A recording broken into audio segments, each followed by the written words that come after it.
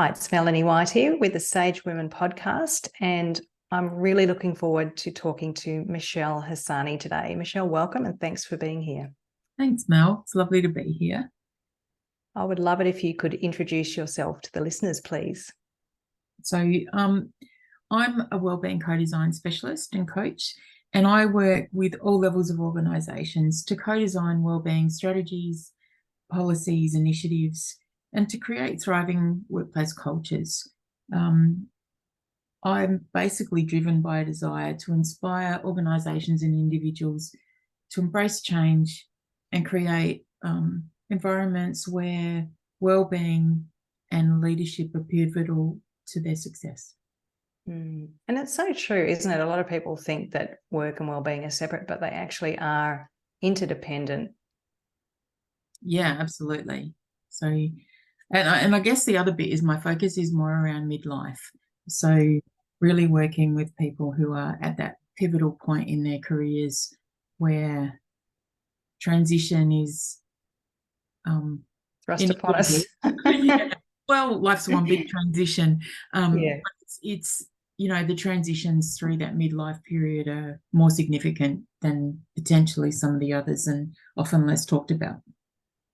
It's a good point. And given that they're not talked about and it is a really important time, that's what we're here to talk about today, is the true cost of menopause. And that's to individuals and to businesses, right? Yeah, absolutely. So I've seen some figures, Michelle, and I know you've seen these as well, that the cost of menopause to organisations is in the order of $10 billion per year. And that's recent research out of Griffith University. And then we're also seeing from the Australian Institute of Superannuation Trustees, costing individuals $17 billion a year in lost super and wages. Huge costs. And it makes me say, well, no wonder we're seeing an increase in women's homelessness. And we're seeing a huge issue, which is women not speaking up, struggling with symptoms, brain fog, cognitive function, questioning who they are and what they want to do for the rest of their life, and leaving the workforce early. And we're seeing a too high proportion of women in that situation. So can you tell us a little bit about what the areas are that are impacted for a woman business? Yeah, I think I guess I categorize it into 4 different areas. So the first being that career, the impact to career for the individual. And the spin-off on that is the impact it has on the workforce and all of those costs that you've just said. The second is around the financial planning and healthcare impact for an individual. And then the social impact, so how it impacts our relationship and our communities and our environment, our families. And then that personal impact, so relating to quality of life and the ongoing needs that a person navigates to basically find themselves well and reconnect with themselves through such a huge hurdle, Yeah, it is a bit of a shock when so many things change physically, emotionally, mentally, and it's outside of your control, let alone everything else that's going on in your life. Yeah, and I think the fact that we don't really have open conversation about menopause and the fact that it is such a natural part of our life, our life trajectory. And so because we're not talking about it as openly as we could, it's really impacting, all of those 4 areas. But for an organisation or a business, what we then see is that inability to keep good women in the workforce is pivotal, particularly if we want strong gender equity within our boards and our leadership and those decision making. And it's at the prime of a person's life where they've basically often become empty nesters, and they basically have the capacity to really link into their purpose and passion, but then their health takes a bit of it, we all navigate it differently, but it impacts a person's health and well-being. And so then they're not able to necessarily give their all when it's actually at the time when we'd hope that they could, and when businesses really need them to stick around. Yeah, the loss of wisdom and IP, guidance, leadership, mentorship, client relationships that have been built over many years. There's so many amazing qualities that a mature woman brings to an organisation. And maybe I'm starting down the road of what I want to ask you about is, what are those non-financial costs to businesses? Yeah, where does it really hurt them? Well, ultimately it hurts it in their back pocket, like in terms of their if you think about losing all of that wisdom, the IP, all of those things you've just said, where it hits is the cost of recruiting and training people to be able to step into those roles is huge, but I think it's more than that. I think it's about when people leave and they're not feeling at their best. People are leaving businesses feeling unsupported because there isn't an option to do it differently. Whereas if you've had a great relationship with an organisation or a business that you've worked with over a period of time, and you're able to have those open and frank conversations about what your needs are, that's when flexibility and adaptability and the reviewing of what an organisation currently is doing can actually keep people well and at work and create those environments where people feel safe. So I think it comes down to your talent retention. Is one key. The other cost is about that brand, so really being able to have the brand an organization's portraying, and then how they're treating their employees, or how they're really fostering that alignment. Is there. So they're two key areas. But then the other is also around that loss of productivity, the loss of ability for people to perform at their best, when often women don't really understand what's going on in themselves. And often that perimenopausal phase can be a time when people are still trying to work out what's going on. And then by the time it catches up, it's like, oh, that's what's been happening. So that's why I'm not performing at my best.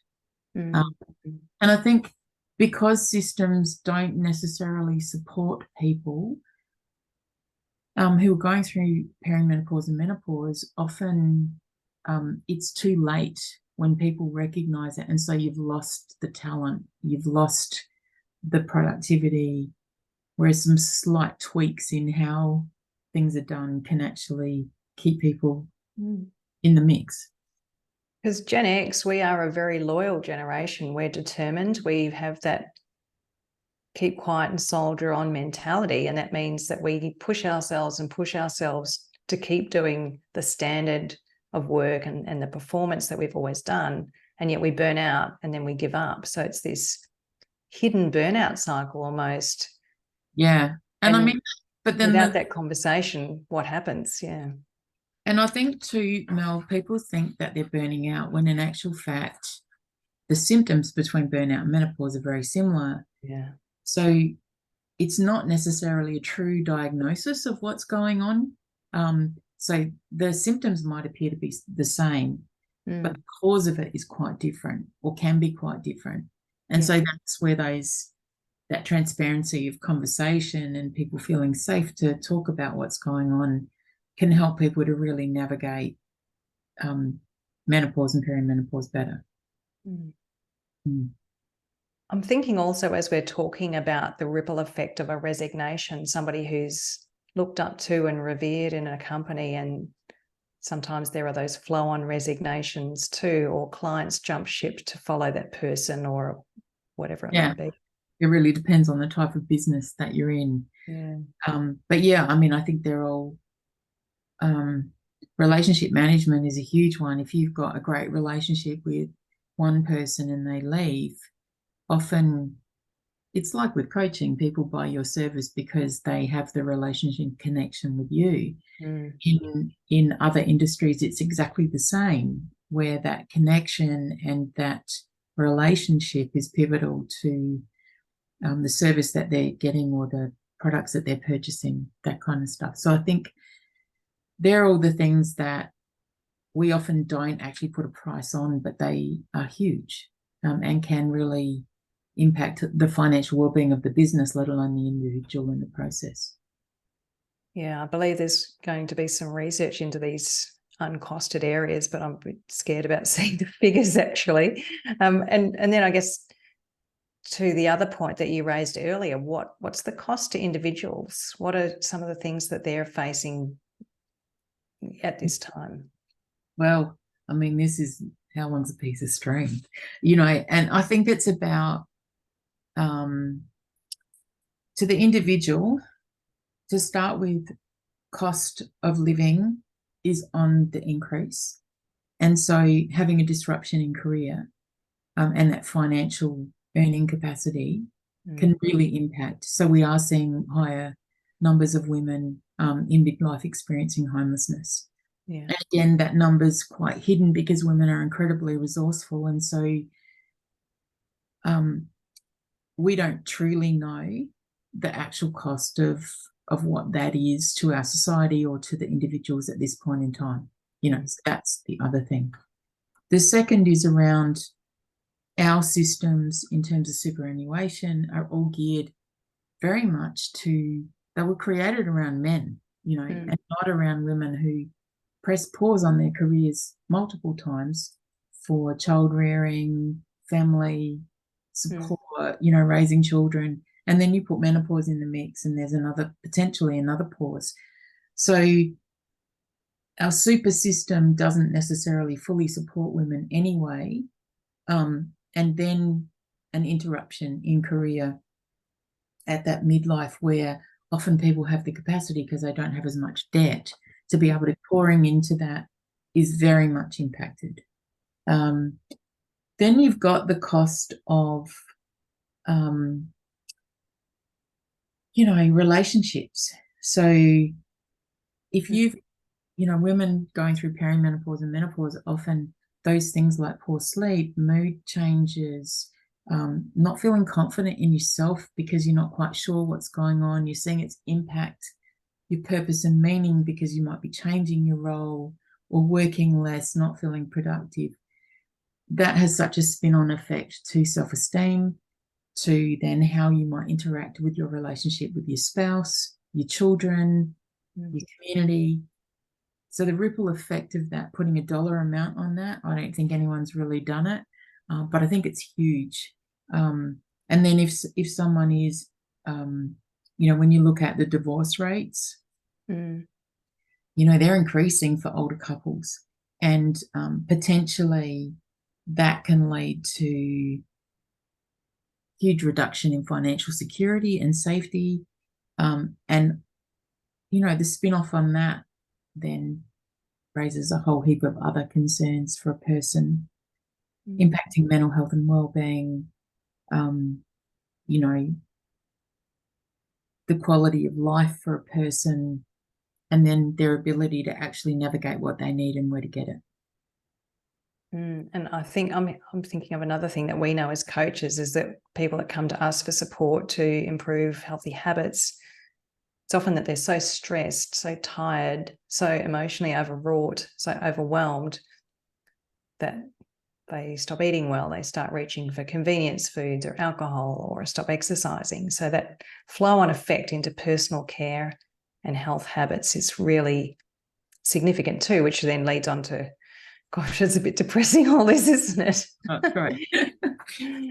But I think all of those foundational things, so, having great exercise routine and being able to eat nourishing foods that fuel your mind and your body, being able to sleep well, all of those have that positive spin-on effect back to people's careers and how their mind works and how they're able to be productive, and, helping people to really connect with and build their mental fitness and agility is really important in all of this. And so, I mean, really, we need to be starting this way before perimenopause. Yeah. But if those things are consistent, then it helps people to be more able to navigate perimenopause and menopause in a smoother transition than what, and then, adding to the mix, and often it's not so much talked about, is those people that are put into early menopause as a result of,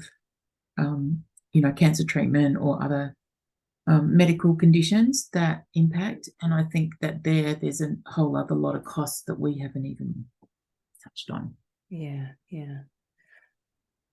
So on the upside of things, or the opportunity side of things, what are maybe 2 or 3 things that a business could do to help women to stay safe and well and at work? Yeah, I think the first is to not see the subject as taboo. I think there's a whole heap of work that could happen around the language of leadership and menopause, and not seeing it as just a women's issue.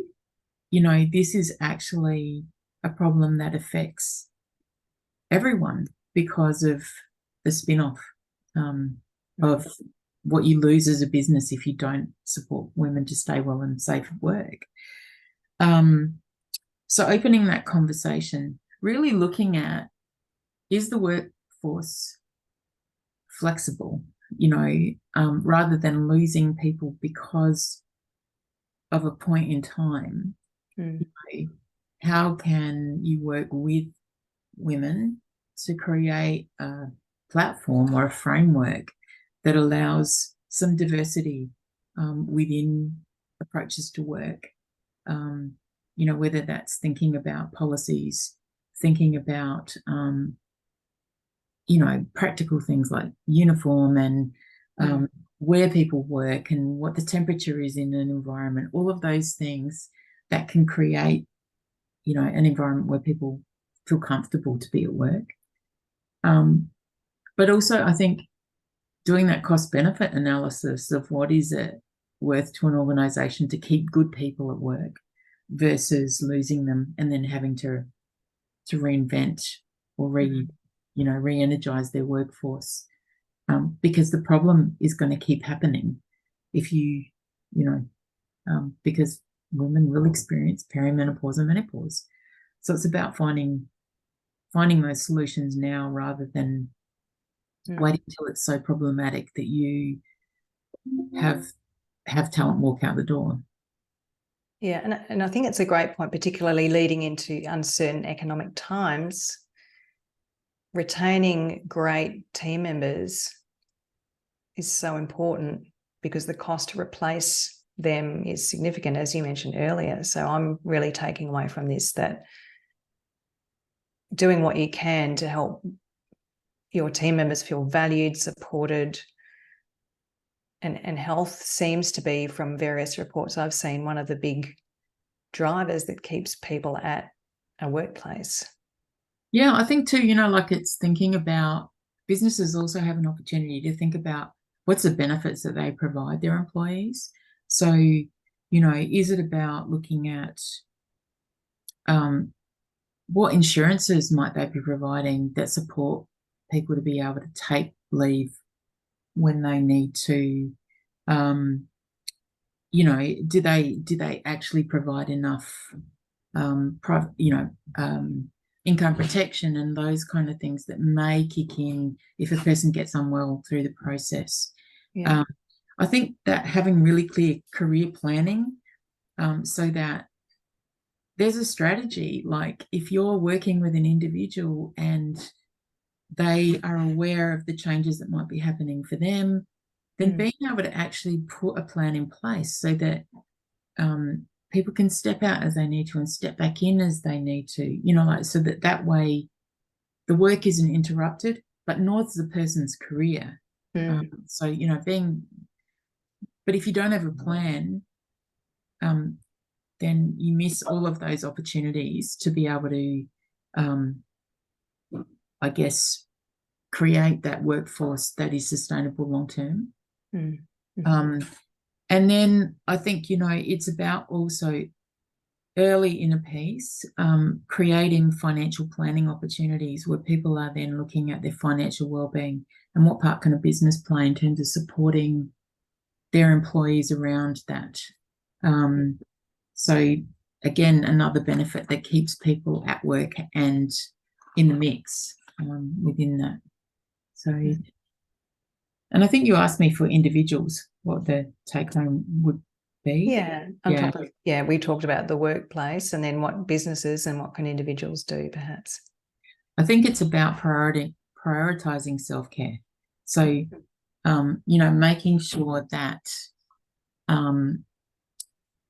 that open communication happens not only at work, but when you go home. It's about that education piece for everyone, your partner, your workplace, your family, in terms of this is a natural thing that I'm transitioning through, and this is some of the impact. This is how it might impact on us. So what's our strategy to work through that?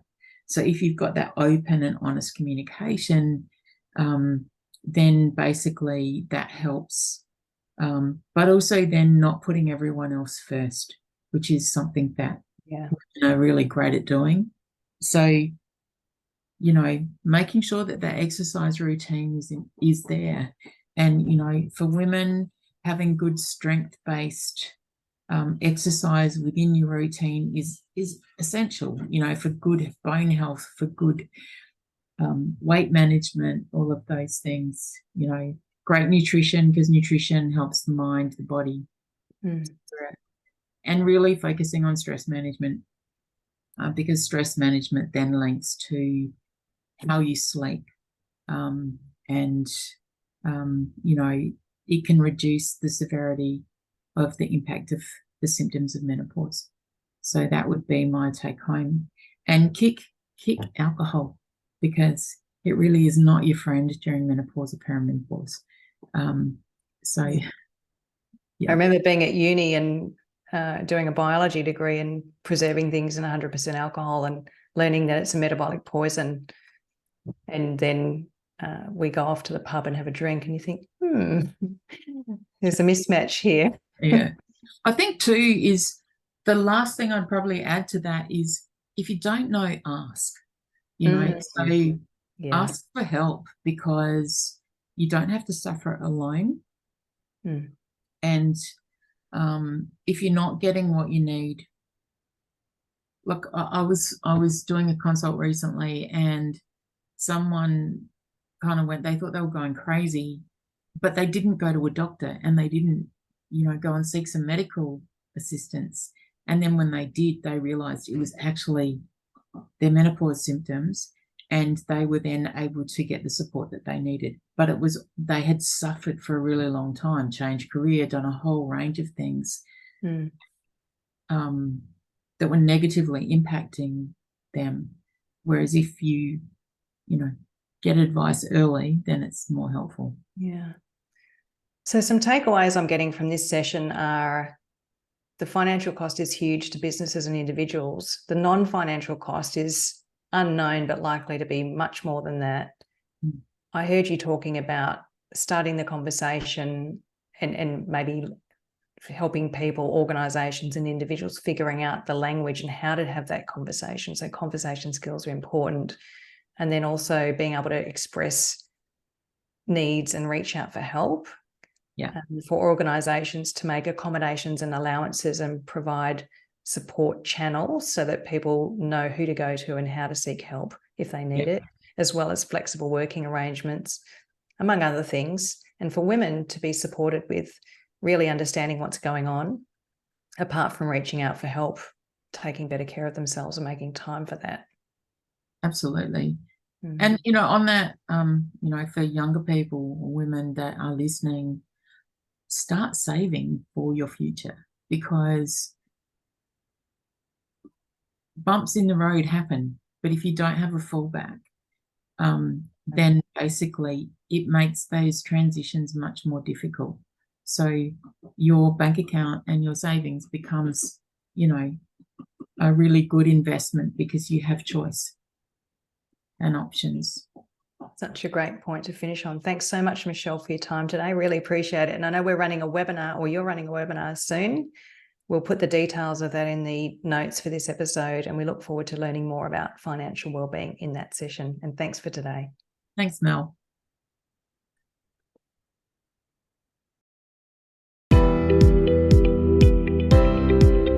Welcome to the Sage Women podcast, hosted by Melanie White and Dr. Nick Engera. We have real conversations with real women, health professionals, and coaches who share stories about perimenopause, menopause, and a range of women's health issues. Please subscribe so you get the latest updates every fortnight.